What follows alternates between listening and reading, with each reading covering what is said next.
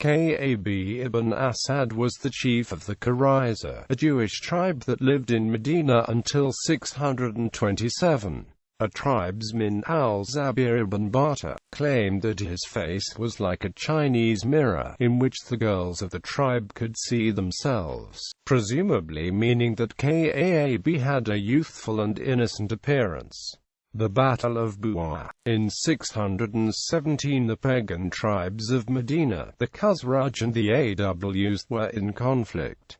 The Aws asked the Qurayza and the Nadir for assistance. The Khazraj heard about it and they demanded that the Jews send 40 hostages as a pledge of the neutrality. Once they had the hostages in the power, the Khazraj then threatened to kill them unless the Jews handed the lands over to the Khazraj. Some of the Jews were willing to submit, but Kaab ibn Asad insisted that they should not sacrifice their ancestral homes, and so most of the hostages were killed.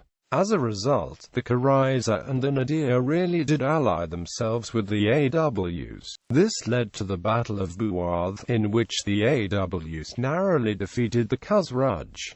Early interactions with Muhammad. When the Islamic prophet Muhammad arrived in Medina in 622, Kaab ibn Asad bound himself to the constitution of Medina on behalf of his tribe. Among other conditions, he agreed that each tribe would bear its own expenses, that there would be freedom of religion, that acts of violence and injustice would be punished, that all tribes would unite to defend Medina against an outside attack, and that unresolved disputes would be referred to Muhammad.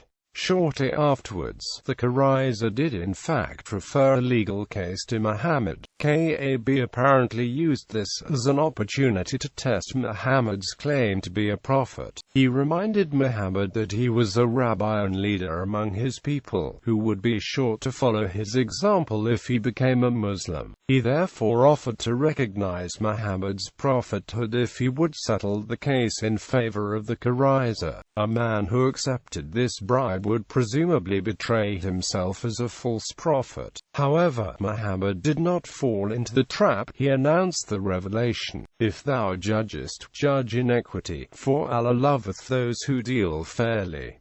The lawsuit in question was a dispute about blood money. According to Ibn Ishaq, a Qurayza had slain some Nadir noblemen and wanted to pay only half the usual blood money penalty. Muhammad settled it by decreeing that both tribes should pay equal fines. According to Abu Durad, writing a century later, the situation was that a Nadir had killed a Qurayza. The custom was that a Qurayza who killed a Nadir was killed, but a Nadir who killed a Qurayza only paid blood money. In the lawsuit, the Qurayza demanded capital punishment for the Nadir, but the Nadir went to Muhammad to plead the right to pay blood money as usual. Muhammad decreed a life for a life, on the grounds that judgments based on situations from the days of paganism were no longer relevant. Muhammad called Kaab to accept Islam, but he replied that he did not believe Muhammad to be a prophet and would remain a Jew. Muhammad then announced the revelation, "O ye to whom the book was sent, believe in what we have sent down in confirmation of what ye have, before we efface features and turn them back to front, to curse you as we cursed the Sabbath breakers when Allah's command was carried out." Kaab was one of 13 Jewish leaders representing all three major tribes who came to Muhammad to make a formal declaration of the joint unbelief. They asked, "Is it true, Muhammad, that what you have brought is the truth from God? For our part, we cannot see that it is arranged as the Torah is." Muhammad replied, "You know quite well that it is from Allah. You will find it written in the Torah that you have. If men and jinn came together to produce its like, they could not." Quote, the Jews challenged Muhammad to bring down from heaven a book that they would recognize as a companion to the Torah, otherwise they themselves would produce a book like the Quran. Conflict between Kaab and Muhammad.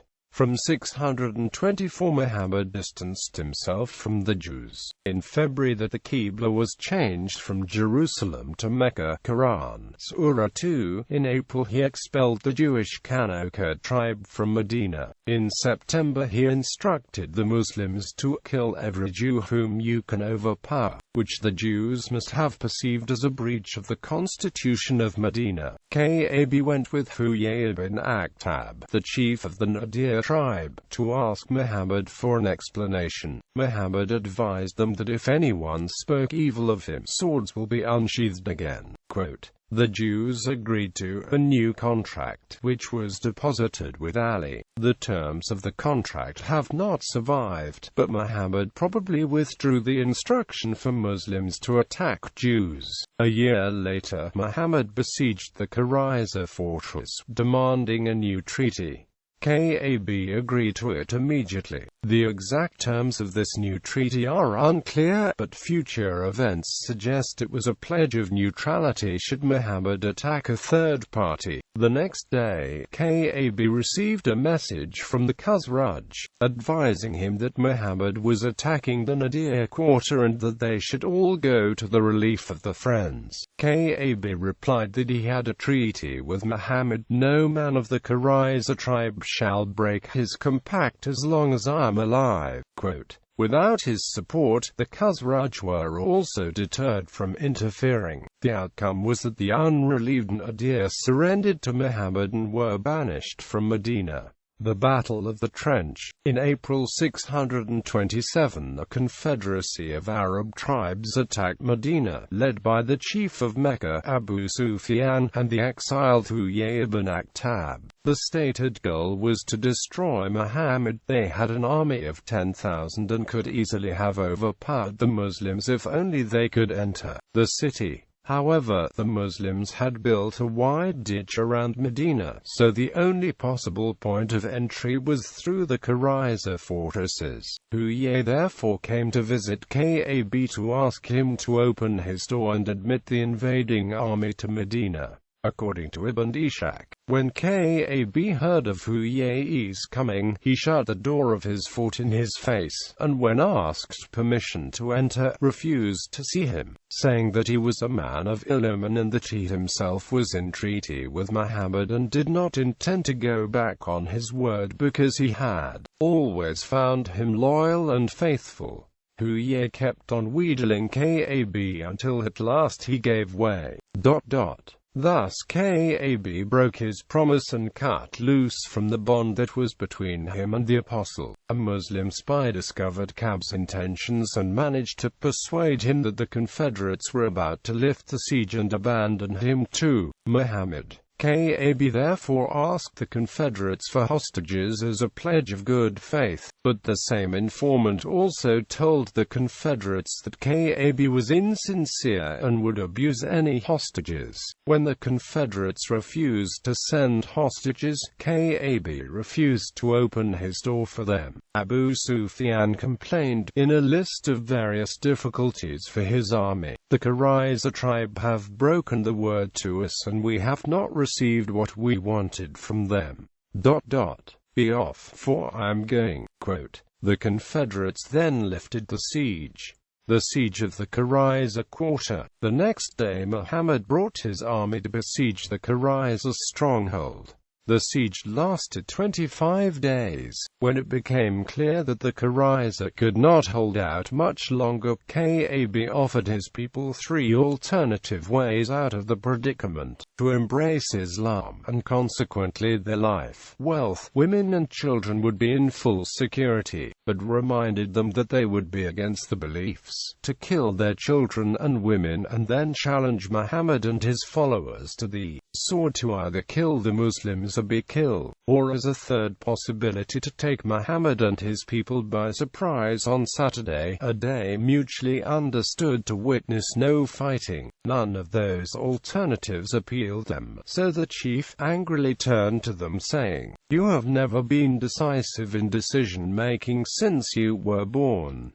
The next morning the Qurayza surrendered to Muhammad. They agreed to accept the verdict from Asad ibn Mu'az. People thought that this would be a form of leniency on the Qurayza quarter, since Asad ibn Mu'az was a former ally of the tribe. Asad ibn Mu'az, who was wounded during the previous battle, then arrived, with help from several men, to calm and pass judgment on the tribe. He decided that all the warriors should be killed, the women and children enslaved, and the wealth divided among the Muslim fighters. The Qurayza warriors were kept in the Najjar quarter, where Muhammad's own kinsmen lived, while the Muslims went to the marketplace to dig trenches. Then Muhammad sent for them in batches of 5 or 6. The Qurayza men asked Kaab what he thought was happening. He replied, "Don't you understand? Don't you see that the summoner never stops, and those who are taken away do not return? By God, it is death." Kaab was brought out with the rest to the marketplace, where he was made to kneel down in a trench, and his head was struck off.